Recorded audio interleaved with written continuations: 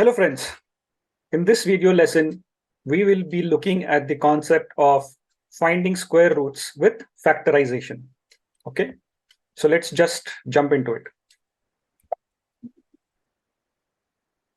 So with the first example, we are going to understand this method by finding the square root of 36.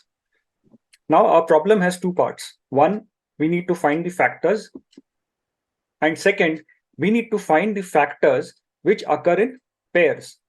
Why pairs? Because we want to find the square root. If we have all the factors occurring in pairs, which mean the number is a perfect square. And if there are factors which are not occurring in pairs, it means that the number is not a perfect square. Okay, so let's go ahead with our example. So let us first find the factors of 36. So what are factors? Factors are basically prime numbers which when multiplied together yield our resultant number, in this case 36. So how do we go about it?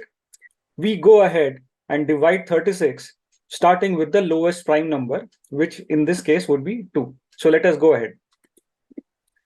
So 36 is an even number and therefore it will be divisible by 2 and 2 will be a factor of 36.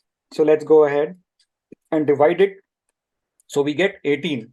So 18 is again an even number. So again we will use 2 and divide 18, so which gives us 9. So 9 is an odd number. So now our next prime factor higher than 2 would be 3. So let's see. And 9 is definitely a square of 3. So obviously we are going to get 3 square. So 3 into 3 is 9 and then 3 into 1 is 3. So now we are left with 1 and we have all the factors we need. So we have factors of 36 are 2 into 2 into 3 into 3. Now that is our first step. We have found our factors. So what is the second step? We need to figure out pairs. So let us see that. Okay, we observe that we have one pair of 2's and one pair of 3's.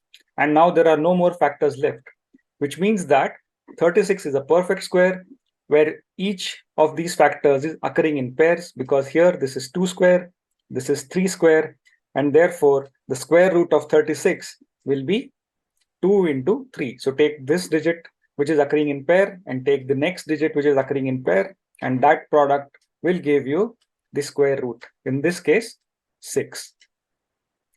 So I guess you have understood this method, and now let us see a few other examples. Now let us see a slightly more bigger number. In this case it is 924. And with this example, we are also going to see how to approach factorization as a process. Okay, so that we do not miss out factorizing numbers, let's say factorizing higher numbers, which may have more complicated or more higher prime factors, which may be difficult to obtain. We'll see some examples. So let's go ahead with 924. But before we start, let us first understand what is that process? How do we go about determining the factors? So as I said before, we start from 2 and then go on trying divisibility with all the other higher prime numbers. So in this case, we could try with, after 2, we should try with 3, 5, 7, 11, 13, 17, and 19. For all our schoolwork and academic purposes, I think you will not, most often not have an example of a prime number going beyond 19, but in some complex cases, they might be. But for most of your schoolwork, this should be good enough. So let us now go ahead and try to find factors of 924. So what is the first step? Let us try with 2. 924 is an even number, so we will go with 2. And it is obviously divisible by 2. So when we divide 924, we are going to get 462, right? Now 462 is also an even number. So again, our next factor is still going to be 2. And let's divide 462 with 2 and we get 231. Now 231 is an odd number. So obviously 2 is not going to work over here. So let us see if 3 works. Now to check if 3 works, you can apply the divisibility rules. So what is the divisibility rule for 3? I guess most of you know. Let me recap that here. The sum of the digits should be a multiple or should be divisible by 3. Then this number is also divisible by 3. That is the rule of divisibility by 3. So let us check. We have 231. So 2 plus 3 is 5. 5 plus 1 is 6. Now 6 definitely is divisible by 3. So 231 is also divisible by 3. So let us apply 3 over here and divide 231 by 3. So we get 3 sevens are 21. And then we have 2 remainder, and again 3 sevens are 21. We get 77. Now it is obvious that 7 is going to be a next factor, because 7 into 11 is 77, which gives us the remaining factors we are looking for. So that's it. Now we have figured out all the factors. So let us put them down. So prime factors of 924 are 2 into 2, 3, 7, 11. So we have 2 into 2 into 3 into 7 into 11. Now, if I want to find the square root of 924, I can say that there is only one number which is occurring in pairs, and the other numbers 3, 7, and 11, they are not occurring in pairs. So therefore, 924 is not going to be a perfect square of any number. To find the square root of 924, what we can do for now is to take out one pair and put the remaining as a square root. So it can be simplified to this extent. The square root of 924 can be rewritten as 2 multiplied by square root of 231. So we will leave it that here. To further find the square root, you can actually apply the long division method on 231 or directly onto 924 as well. Okay, so let us see some more examples of a little bit more complex form of factorization. So let us look at 5915. Now, based on this observation of the number itself, any number which ends in 5 definitely has 5 as a factor. So definitely 5 is going to be a factor. It is an odd number, so 2 is not going to be a factor. We can check the divisibility by 3 as well. So 9 plus 1 is 10, 5 plus 5 is 10, which gives us 10 plus 10, which is 20. And 20 is not divisible by 3. Therefore, 5915 does not have 3 as factor. So by observation, what have we done? We have concluded that 2 and 3 are not factors of 5915. We also have concluded that 5 definitely is a factor of 5915. So when we start factorization, we are going to start with 5. And we divide this by 5 to get 1183. If you want, you can further check if this number is again divisible by 3, but it will not be, because we already checked the divisibility once on the root number itself. So we go to the next higher number, in this case 7. So let us try and divide by 7. So we have 7 ones are 7, which gives us 169, which means that 1183 is divisible by 7. Now, again, keep your mind active and observe 169 is the square of 13, right? So obviously now we are going to get 13 square, which is 13 into 13. And therefore, our factorization is done, and we have the 4 factors that we were looking for. In this case, 5, 7, 13, and 13. So let us put them down. So 5915 has 4 factors, 5 into 7 and 13 into 13. So again, as we observe, only one of these factors is actually occurring in pairs. The remaining are not, right? So again, 5915 is not going to be a perfect square. And we can simplify square root of 5915 as 13 square root of 35, which means 13 multiplied by square root of 35. So we are leaving it with the simplified version of square root of 5915. So as you see these videos, I request you to actually try this method as you work along and see these videos. That will give you much more clarity in terms of how to apply this method in practice. Let us see one more example. Work that example with me as you see this video. Let us find the factors of 5929. So what do we observe? This is an odd number. So definitely 2 is not in picture. So we remove 2. Let us sum the digits up. 5 plus 2 is 7. 9 plus 9 is 18. 18 plus 7 is 25. 25 is not divisible by 3. Therefore, 3 is also ruled out. 3 is not a factor of this number.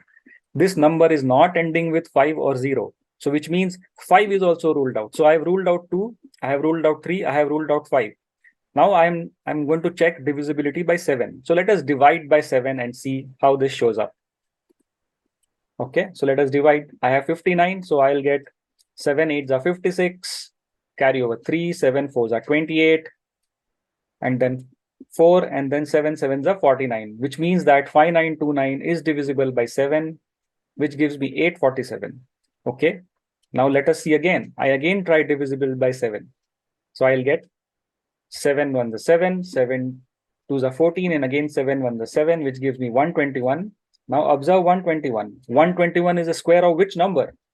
Yes, you are right. It is 11 square. So I get the remaining two digits, which is 11 into 11. And now my factorization is complete. So I have the factors I need. Let's put them down. So 5929 equals 7 into 7 into 11 into 11. Now let us see what pairs do I get. So I have a pair of 7 and I have a pair of 11. Okay, that's wonderful. I have two complete pairs. So what does that mean? Yes, 5929 is a perfect square. And its square root is going to be 7 into 11, which is 77. So I hope you enjoyed that example. So let us see one more.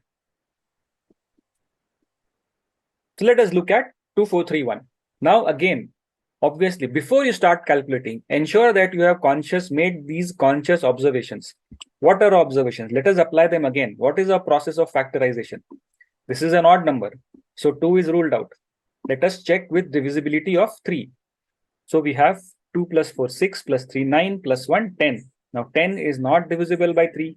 So 2431 definitely is not divisible by 3, which means 3 is not a factor of 2431. So 3 also is ruled out. Again, what is the divisibility of 5? Last digit has to be 0 or 5. Not happening in this case. So 5 is gone. Now I'm left with 7. So let us try divisibility by 7. So let us do that.